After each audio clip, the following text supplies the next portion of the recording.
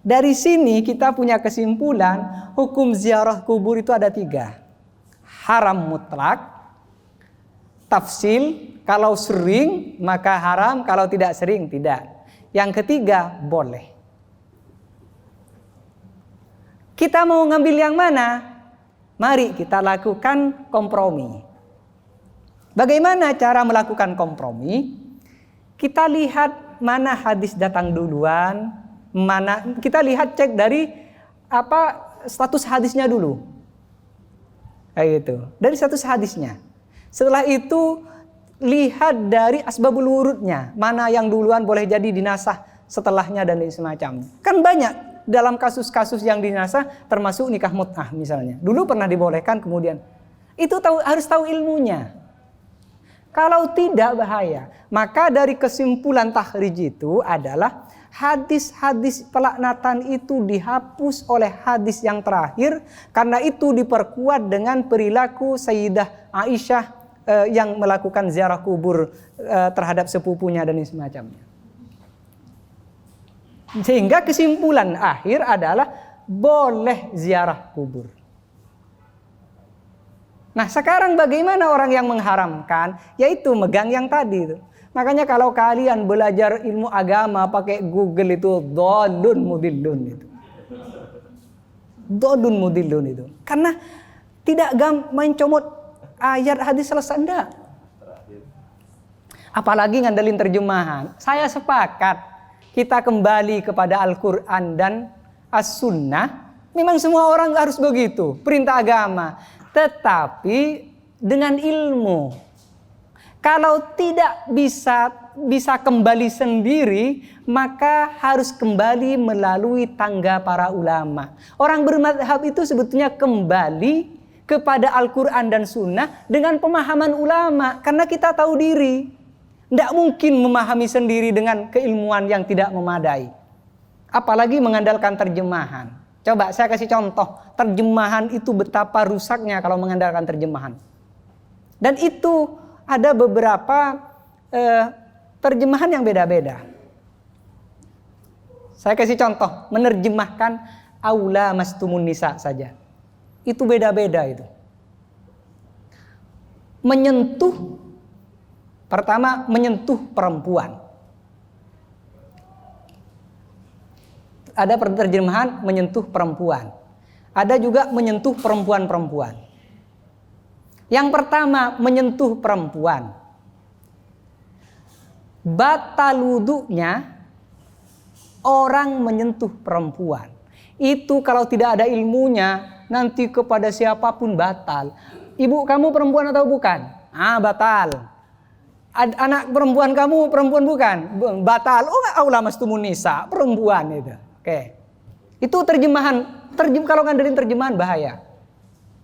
Jadi siapapun pokoknya perempuan itu batal disentuh, haram disentuh. Kenapa? Aula mastumun nisa. Itu yang pertama, terjemahan pertama. Terjemahan kedua, menyentuh perempuan-perempuan. Yang membatalkan wudu itu kalau yang disentuh banyak. Kalau cuma satu tidak. Kan di situ nisa, perempuan-perempuan. Itu yang menerjemahkan, ada yang menerjemahkan begitu. Ada yang menerjemahkan menggauli atau mencampuri mencampuri perempuan. Itu yang membatalkan bergaul dengan perempuan itu batal. Kalau bergaul dengan istri tidak batal. Kan begitu nanti. Coba nyentuh istri batal enggak? Ya tergantung madhabnya juga kan gitu. Saya itu kalau dengan istri itu pakai 2 madhab. Kalau mau sholat pakai Syafi'i. Tapi kalau mau kerja ngantor pakai Maliki. Kenapa pakai Maliki? Karena masa sudah cium tangan cipika-cipika ke kamar mandi duduk lagi kan tidak. Saya untuk ini taklid ke Maliki. Biar minimal lah tetap dawamul wudu kan begitu itu. Saya kalau kan tidak keren sudah di pintu salaman juga ke kamar mandi lagi. Wudu dulu kan begitu itu. Saya untuk soal ini saya talfik itu. Bukan talfiq, taklid kepada mazhab Maliki itu. Belum lagi kalau menerjemahkan mencampuri perempuan-perempuan. Apalagi dimaknain menjima perempuan-perempuan itu. Yang membatalkan itu menjima perempuan. Kalau menjima istri tidak batal. Rusak pakai terjemahan itu. Jadi jangan dikira memahami agama itu gampang, susah. Saya kasih contoh kasusnya nih. Kenapa Imam Malik itu dengan Imam Syafi'i beda memahami aula mastumun nisa itu? Apakah itu menyentuh secara hakiki atau menyentuh secara majazi? Kalau Syafi'i itu lamastumun nisa itu menyentuh hakiki, jadi menyentuh istri itu batal. Kalau Maliki enggak, karena yang dimaksud di situ itu menyentuh majazi, yang dimaksud itu adalah jima. Karena Al-Quran biasanya kalau hal-hal jorok itu menggunakan majaz bahasanya, menggunakan bahasa kiasan. Contohnya apa? Saya kasih contoh. Ketika Sayyidah Maryam itu hamil, itu apa yang disampaikan? Lam yamsasni bashar. Saya tidak disentuh. Orang kok bisa hamil? Nah pertanyaannya, emang disentuh bisa hamil? Coba. Siti Maryam itu ketika dia hamil mengatakan kepada Allah, lam yamsasni bashar. Saya tidak disentuh manusia. Nah pertanyaannya, sentuh di situ dijima atau cuma disentuh begini? Emang iya? Kecuali yang di Cianjur kemarin tuh kemasukan angin hamil. Ada di Madura itu kemasukan ular hamil juga itu. Nggak mungkin. Nggak mungkin. Jadi kalau ada orang hamil tanpa orang tua hari ini itu nggak mungkin. Itu. Tanpa bapak itu nggak mungkin. Pasti ada bapaknya itu. Kenapa? Karena begini, di Al-Quran itu kalau kita pelajari Al-Quran, setiap kisah yang ada di dalam Al-Quran itu pasti terjadi, pasti dialami oleh umat akhir itu, akhir zaman itu. Kecuali yang kata ulama yang tidak mungkin terjadi lagi adalah kasus Nabi Isa alaihissalam. Makanya untuk Nabi Isa itu ketika disebut Isa bin Maryam. Kalau Nabi yang lain tidak disebut orang tuanya. Kecuali Nabi Isa disebut Isa bin Maryam. Kenapa kata ulama? Karena khusus kasus Nabi Isa ini tidak mungkin terjadi lagi. Beda dengan kasus-kasus Nabi, kisah-kisah yang lain. Makanya kalau ada orang hamil pada ada bapaknya itu mesti bermasalah. Karena Al-Quran itu khusus kasus Nabi Isa. Nah ketika Nabi Isa ketika Sayyidah Maryam itu hamil, itu tidak menggunakan, saya kok tidak dijima orang, saya kok hamil, tidak. Saya tidak disentuh orang, itu kan menggunakan bahasa majazi, bukan hakiki. Artinya apa? Saya kok tidak bersenggama dengan orang kok hamil. Makanya kata Imam Malik, aula mastumun nisa di sini juga itu bermakna majazi. Yang membatalkan wudhu itu kalau jima, kalau hanya menyentuh tidak. Kalau Imam Syafi'i tidak. Lamastumun nisa itu hakiki katanya. Jadi menyentuh beneran itu. Kenapa? Karena di dalam Al-Quran kalau berbicara menyentuh itu dijima, itu bukan menggunakan bahasa lamsun, tetapi menggunakan bahasa masun, yaitu lam yamsasni bashar. Coba, itu menggunakan dalil atau menggunakan ijtihad ulama itu memahaminya? Ijtihad.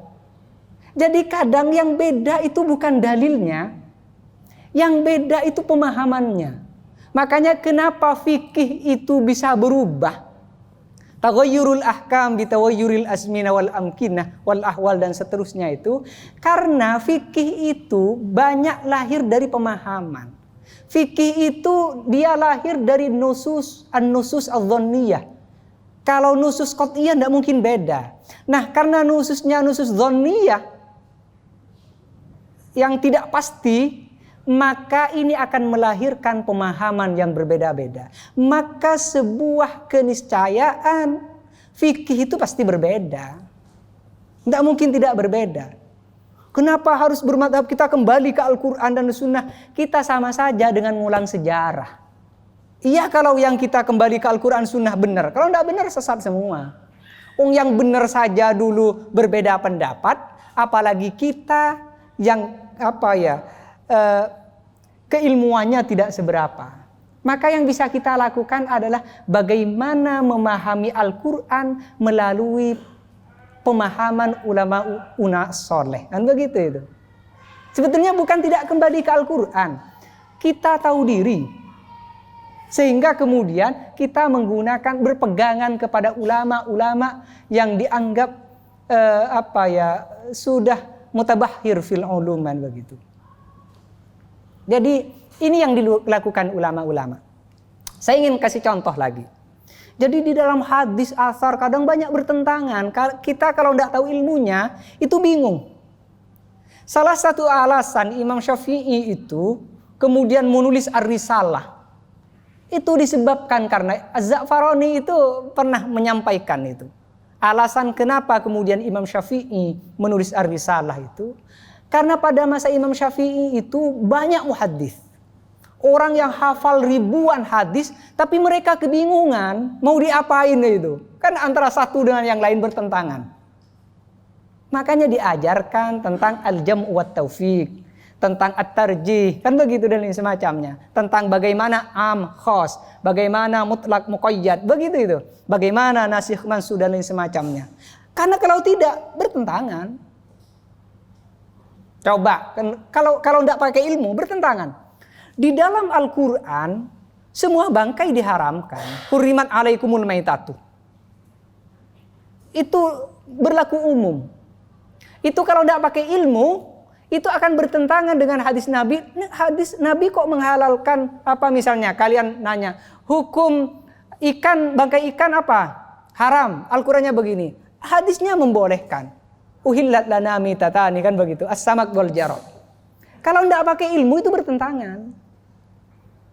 Maka perlu ada paham ilmu mutlak muqayyad, am, khos, mujmal dan lain seterusnya. Nah, itu pentingnya belajar dan itu para mujtahid yang paham. Termasuk para mufti mempelajari apa yang dilakukan oleh Majelis Tarjih, MUI. Ini saya rekomendasikan buku-bukunya, NU. Itu semuanya menggunakan metode warisan ulama-ulama terdahulu. Jadi ininya pisaunya sama gitu. Apapun pakunya, maka palulah alatnya, begitu itu. Jadi kalau urusan mau maku, maka pakai palu. Itu ulama kita ngasih standar. Kalau mau masukkan apapun ke tembok, maka pakai palu. Kalau pakai pisau, ya salah, kan begitu itu. Jadi ada caranya, cara menggunakan semacamnya.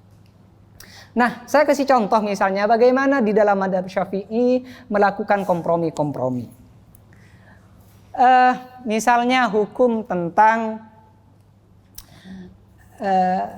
qiraatul Quran jahran. Membaca Al-Quran dengan mengeraskan suara. Birafis saut, dengan suara yang ditinggikan. Hadis-hadis banyak menjelaskan bahwa sunnah hukumnya raf'us saut itu. Sunnah hukumnya al-jahru fil qiraah itu. Itu hadisnya banyak.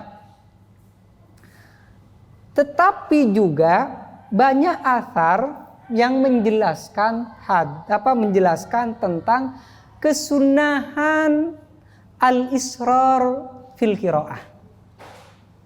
Al-khauf fil qiraah. Menyamarkan di dalam bacaan. Nah, kita kan bingung nanti. Ini yang sunnah itu kalau baca Al-Quran nyaringkan atau samarkan. Kalau tidak tahu ilmunya bingung kan begitu. Ada yang mengatakan kalau mazhabut tarjih akan memilih ini hadis, maka yang sunnah misalnya menyaringkan suara. Ada yang mengatakan enggak, ini athar, misalnya ini yang kuat, maka Imam Ghazali mencoba mengkompromikan dua permasalahan ini dan sama-sama digunakan. Apa kata Imam Ghazali? Kalau seseorang membaca Al-Quran dengan nyaring dikhawatirkan riya, maka al-israru afdal. Maka tidak mengeraskan suara lebih utama.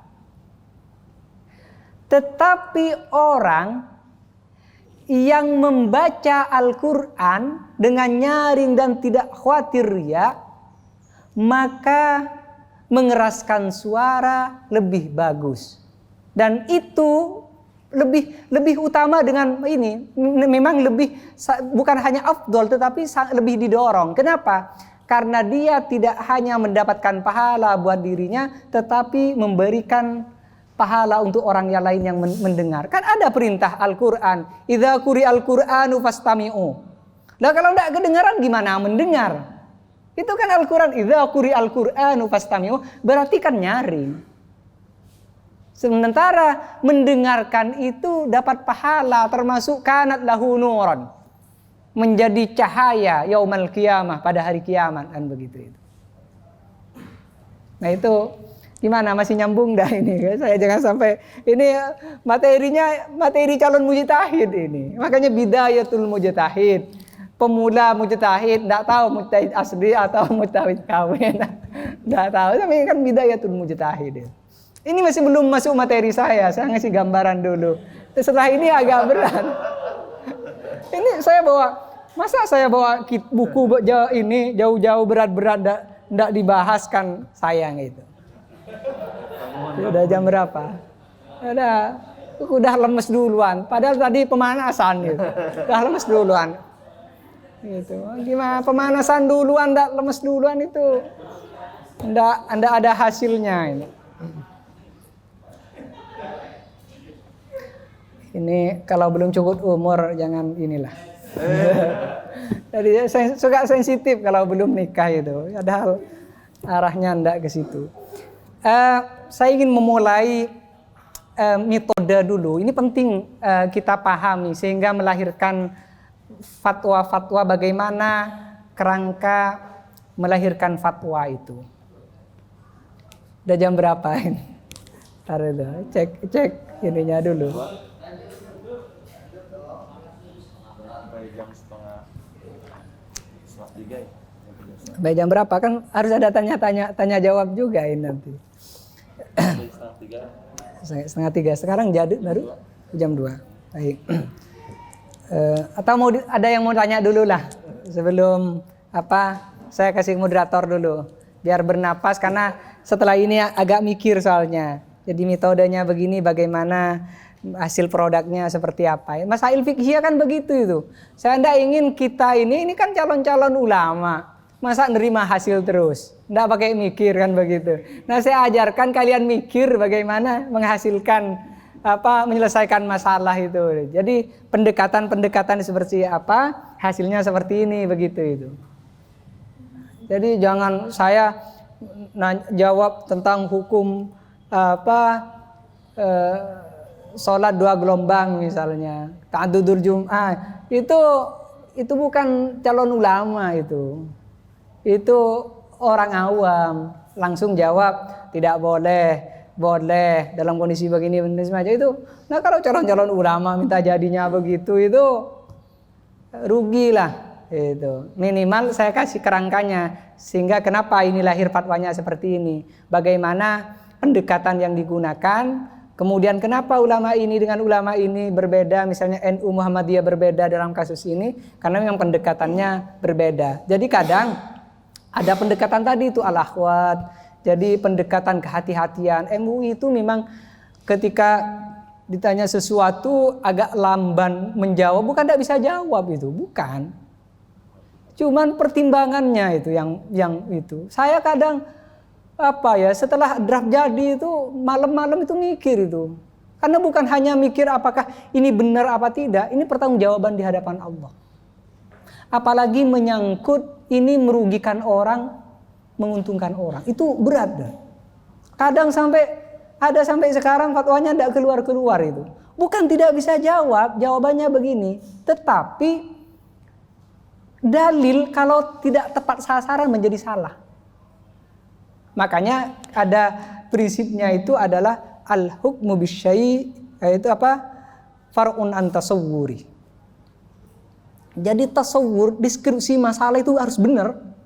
Karena itu salah, hukumnya salah. Jadi kita itu apa ya? Makanya kalau di kuliah itu kan kita diajarkan melakukan rumusan masalah, jawaban masalah tujuan ininya bagaimana, kesimpulan bagaimana.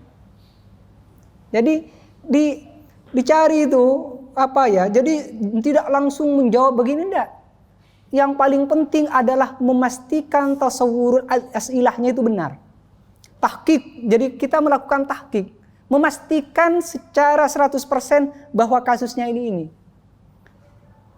Maka ketika ada orang laporan, kita tidak bisa menerima dari satu pihak. Pihak berikutnya harus misalnya Anda merasa menjadi korban dari A. Anda cuma mendengarkan dari ini, sementara Anda tidak mendengarkan dari A, bisa masalah itu fatwanya. Maka kita panggil ini, kemudian melakukan analisis sebelum jawaban, itu melakukan analisis as'ilah itu, tahqiqul as'ilah, tasawwurul as'ilah itu. Jadi memang makanya ulama-ulama dulu itu lebih suka menjawab la adri itu karena memang tanggung jawabnya enggak apa-apa, enggak dianggap keren itu. Dianggap keren tapi neraka tempatnya kan. Man fassarul Quran bi ra'yihi falyatabawwa. Jadi Anda ditanya tafsir ini takut dianggap tidak alim, tapi hati-hati falyatabawwa maq'adahu minan nar. Itu harus dipikir itu. Jadi termasuk berijtihad itu, tapi dalam kondisi tertentu memang kita dihibur. Idza ijtahadal hakim itu fa asaba falahu ajrani. Itu menghibur itu. Biar kita dalam kondisi begitu, yang penting sudah lulus, betul-betul bersungguh-sungguh dan semacamnya, masih salah, wa in akhta'a falahu ajrun wahid. Itu menghibur itu. Tetapi pertanyaannya, betul enggak kita sudah melakukan badlul wus'ah itu? Nah itu yang perlu diuji. Mujtahid itu dapat penghargaan karena prosesnya luar biasa. Jangan sampai kita hanya menerima hasil, prosesnya tidak memenuhi standar itu. Nah itu yang kemudian kita itu tidak mudah melahirkan fatwa, dan minimal nanti kalian selesai dari sini, kalau tidak bisa melahirkan hukum, minimal tidak mudah memvonis orang-orang yang mengeluarkan fatwa itu. Karena prosesnya tidak gampang, pendekatannya tidak gampang, terkadang seakan-akan bertentangan dengan syariah, padahal tidak. Makanya kata Imam Ibnu Qayyim al-Jauziyah itu kan mengatakan, kalau ada teks an-nusus yang mengajak dari kemaslahatan kepada mafsadah, kepada keadilan menjadi kezaliman, falaisat syariatan. Kalau ada teksnya ini, kemudian kalau dijawab ini malah melahirkan kezaliman, kerusakan, itu bukan syariah. Yang salah itu bukan teksnya, tetapi yang salah adalah pemahaman kita, salah menempatkan teks pada tempatnya. Teks itu an-nusus tidak pernah salah. Yang salah itu adalah kita di dalam meletakkan teks itu. Coba kalau Anda cari hadis, apakah orang yang usianya sudah balighh bisa jadi mahram apa tidak? Akan nemu Anda itu. Makanya pernah ada kasus di Mesir kalau tidak salah itu. Muftiyah itu perempuan yang karena kayak sopir bukan mahram itu, akhirnya sopirnya disusuin itu biar jadi mahram, biar tidak tidak ikhtilat dan tidak istilahnya. Jadi ini pada pengen jadi sopir semua nanti. Jadi agar tidak haram, kan berduaan terus di mobil. Sama majikannya disusuin itu. Ada dalilnya, ada dulu. Kalau dicarikan hadis ada. Dan itu pernah terjadi pada masa Rasulullah. Anak angkatnya kemudian setelah besar menjadi tidak enak ke orang tuanya karena bukan mahram. Akhirnya oleh Rasulullah disuruh susuin itu. Tetapi hadis itu hanya berlaku untuk dia, tidak berlaku seterusnya. Nah itu harus tahu ilmunya. Nemu di Google nemu hadis mah kayaknya ini cocok dengan saya. Apalagi majikan saya masih umur 20 tahun lah itu. Jadi pada berangkat ke Arab Saudi nanti jadi tukang sopir. Jadi hadis itu tidak gampang lah memahami. Al-Quran juga tidak gampang. Kalau salah meletakkan, makanya penting memahami asbabun nuzul, asbabul wurud dan lain semacamnya. Karena menempatkan dalil bukan pada tempatnya, maka akan dolun mudillun. Nah itu butuh ilmu itu.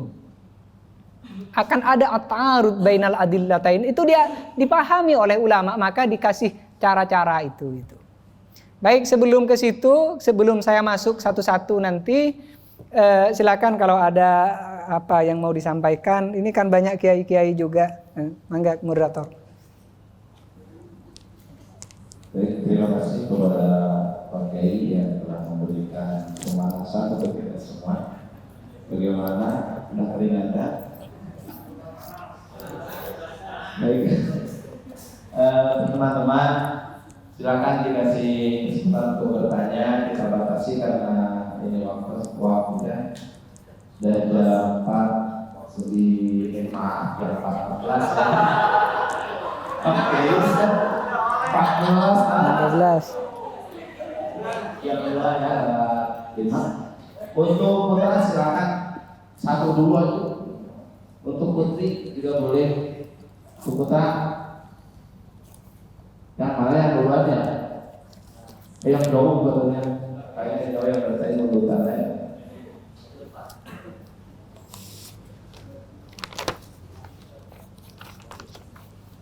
Mereka mana kan?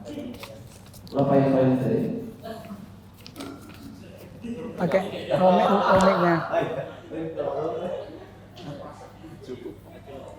Benar lagi ya? Kayaknya, oh itu ke ini. Tahu.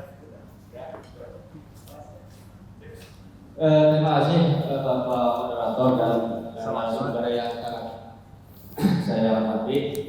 Jadi dalam kenyataannya kita hidup bermasyarakat, banyak sekali tentunya kita sering mendengar, terutama ayat yang kemudian mengatakan al-yawma akmaltu lakum dinakum ya. Jadi bahwa agama itu kan sudah akhir, sudah sempurna, kemudian semua juga sudah ada dalam Al-Quran, semua juga sudah ada hadisnya. Lah kemudian sesudah itu mengatakan kenapa harus membuat hukum-hukum baru atau amalan-amalan baru yang tidak ada dalam nas tersebut.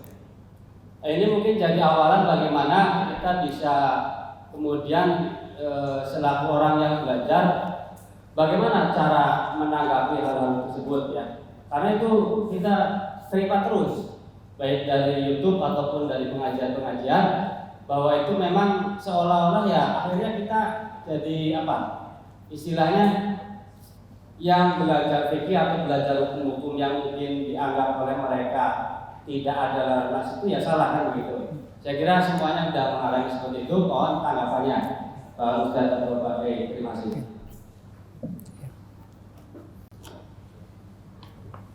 Terima kasih kepada Kang Lukman ya, Kang Lukman yang sudah tampil ke depan dengan Rasul.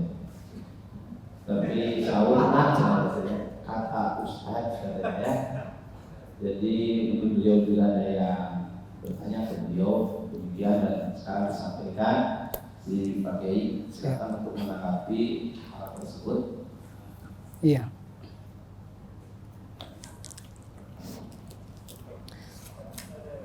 Baik, saya ingin memulai apa sebetulnya contoh kisah Mu'adz bin Jabal ketika diutus ke Yaman itu mengajarkan kepada kita bahwa tidak semua persoalan itu ditemukan jawaban